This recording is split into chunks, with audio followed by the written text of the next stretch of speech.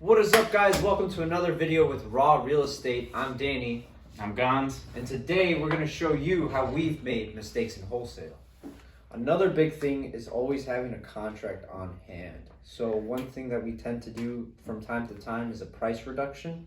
And essentially, when you price reduce a seller or price increase a buyer, you want to solidify that immediately, because it is very crucial to have it written down so that you can hand it to your attorney and close with that agreement.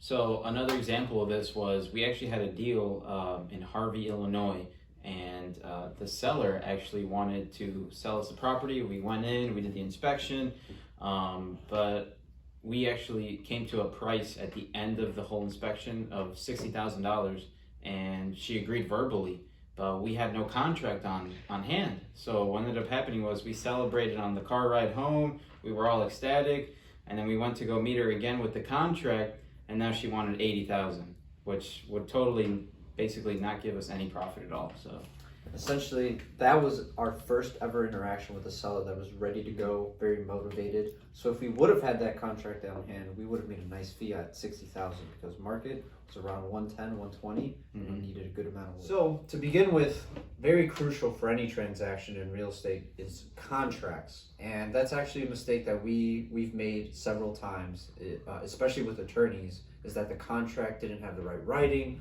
There were some clauses in there that the seller wouldn't agree to. So make sure that your contract is in order, especially for your state, wherever you're wholesaling in, because if you get the seller under contract and that seller shows that contract to an attorney, and that attorney can come back and redraft the whole thing, basically making your job a whole lot harder.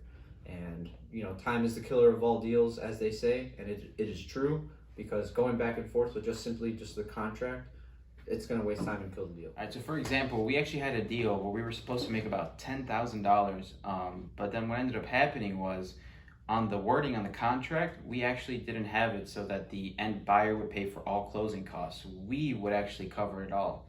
And then we got stuck with survey fees, attorney fees. So at the end of it all, that $10,000 ended up being somewhere north of $500. So, So make sure that the wording on the agreement is going with you and not just always against you. Right? On other occasions too, when you don't have the seller sign, it creates a huge amount of delays. It can be delays with title, with your attorney, with the buyer, even with the seller. And even when you market a property, right? If you want to have a solidified agreement to have a real deal going on.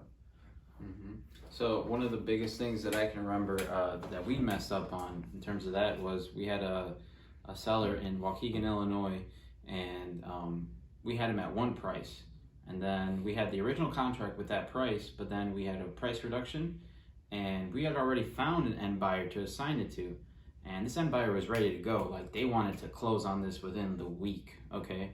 But the seller was so meticulous, and it elongated the whole closing process, because we had these investors ready to go, ready to pull the trigger on the property, but we didn't have the price that we needed it at. So in order to get that, we had to go drive directly to the seller. He had to sign the new contract at the new price, and then we finally had to assign it to the end buyer. But this could have fell through really quickly, because the investors were ready to go and they were pressuring us, and they could have just put their money in a different property. So hopefully you learned something from our mistakes, essentially for you not to do the same thing again. Remember, have a contract on hand, ready to go. If you have a seller that agreed to a price, make sure that they're ready to sign as well. Very crucial. Time is the killer of all deals. And make sure in that agreement as well that the wording is in your favor, the seller and the buyer, because you have to think of them as well. All right, and that's it for this video. Don't forget to give us a like, subscribe, and follow us on all socials, Instagram, Facebook, TikTok, and hopefully you guys learned a lot. Stay tuned for more.